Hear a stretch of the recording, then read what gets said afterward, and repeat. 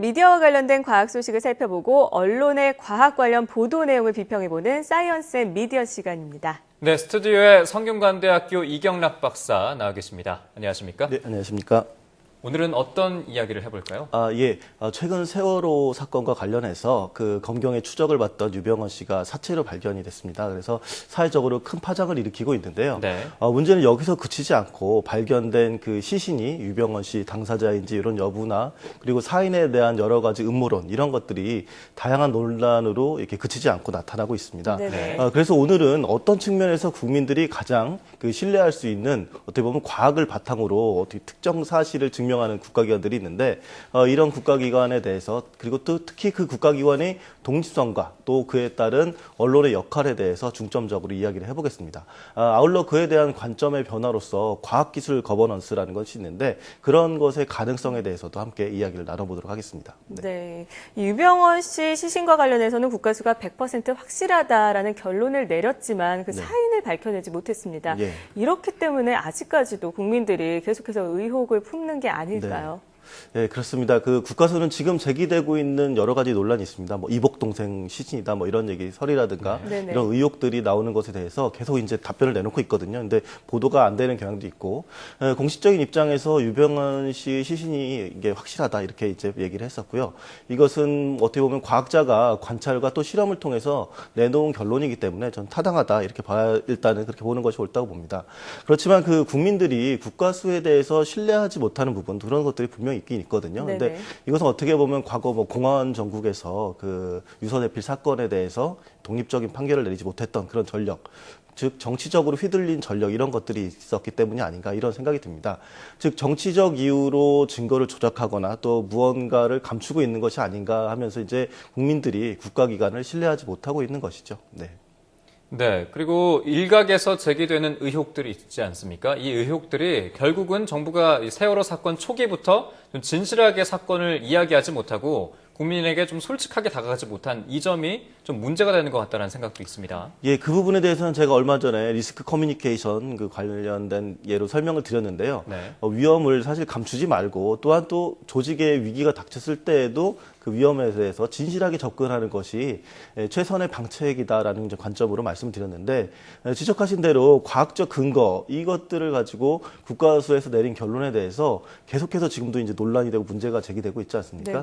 그런데 이런 것들이 어떻게 보면 그 문제 제기가 매우 과학적이고 또 경험적인 부분에서 나타나고 있습니다. 그래서 치과 의사라든가 혹은 뭐 이렇게 법의학자들이 그런 근거들을 계속 얘기하고 있거든요. 근데 이런 논란들이 계속 나오는 것들은 정부 신뢰에서도 큰 문제라 이렇게 생각되고요.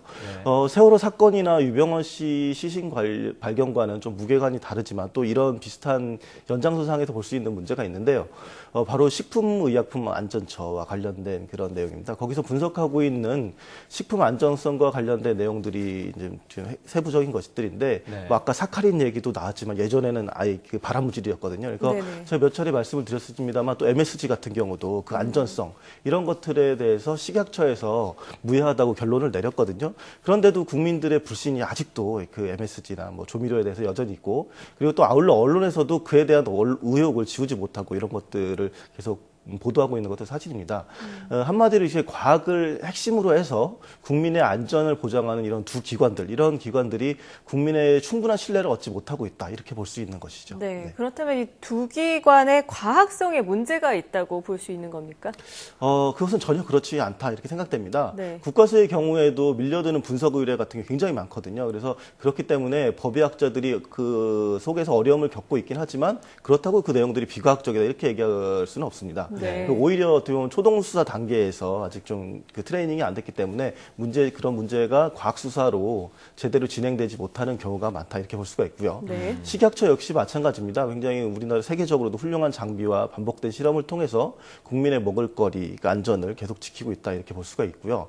다만 이러한 그 과학적 분석을 통해서 판단을 내리는 이런 부처의 경우에 그 절대적으로 독립성의 보장이 필요합니다. 그 현재 우리나라 상황이 충분히 어떻게 보면 기관의 독립성을 보장하지 못하고 있는 것 아니냐 이런 문제 제기도 있거든요. 그래서 이제 그런 부분들이 좀 보완돼야 될 것이다 그렇게 봅니다. 네, 해당 어떤 기관들의 충분한 과학적인 독립성을 보장해야 된다라는 이야기를 해주셨는데 구체적인 사례는 어떤 게 있을까요?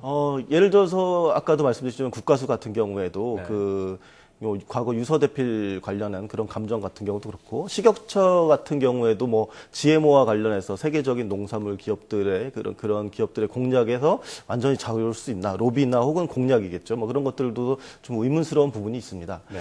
이와 관련해서 어떻게 보면 과학기술 거버넌스라는 이런 개념들이 하나의 대안으로 제시될 수 있지 않나 이렇게 생각도 드는데요.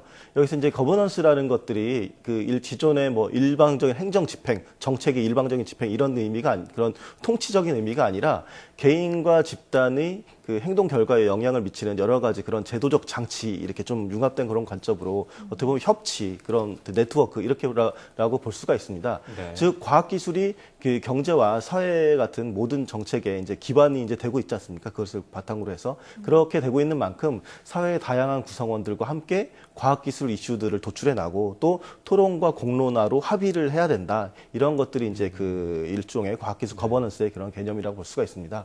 이에 따르면 이제 국가수에 대한 분석도 마찬가지인데 그런 분석이나 의뢰에 있어서도 민간 영역에 대해서 먼저 같이 이제 뭐 대립적일 수도 있겠지만 그렇게 한다거나 혹은 식품 안전과 관련된 토론회 혹은 또 그런 데이터 비교 분석과 같은 공청회를 한다거나 이런 것들도 아마 그러한 예가 될 수 있지 않나 이렇게 생각됩니다. 네, 그 과학기술 정책의 국가 주도가 아니라 사회 다양한 구성원과 협의를 통해서 방향을 잡아야 한다. 네, 그렇죠. 이런 말씀이신데 이런 가운데 네. 언론의 역할은 뭘까요? 예, 언론도 되게 중요한 역할을 하죠. 이 과학기술 거버넌스와 관련된 개념은 사실 지금도 많은 과학자들이 뭐 어떻게 해야 된다 이런 그 고민들을 많이 하고 있는 그런 주제입니다. 네. 그렇기 때문에 제가 여기서 뭐 큰 그림을 말씀드리고 구체적으로 말씀드릴 수는 없을 것 같고요.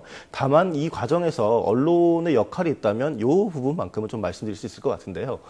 첫째 그 국가기관으로서 국가수나 식약처가 그 어떤 외압이나 그 부조리에 의해서 이제 뭐 좌지우지 된다면 그것을 파헤치는 역할 이런 것을 또 반드시 또 언론이 해야 되겠고요. 그리고 둘째 그 정부기관에서 발표한 내용에 대해서라도 아무리 이제 그 신빙성이 기본적으로 있다고 믿지만 그래도 그것들을 과학적으로 다시 재검증을 할 필요가 있습니다.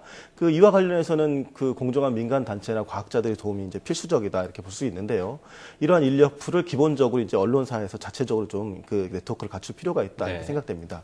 지난 세월호 참사에서 같은 경우에도 우리는 어떻게 보면 과학적 시뮬레이션 이런 것들을 대부분 이제 일본 연구소에다 의뢰를 하지 않았습니까? 그렇게밖에 없었고 뭐 다이빙벨 같은 경우에도 그 효과나 효율성에 대해서 제대로 이제 검증하지 못한 그래서 논란만 부풀렸던 그런 부분들이 있습니다. 그래서 실증적으로 이제 실험할 수 있는 과학 연구진에 대한 발굴 그리고 이에 대한 여론적인 지원 이런 것들도 어떻게 보면 우리 언론이 해야 되는 역할이 아닌가 이렇게 생각됩니다.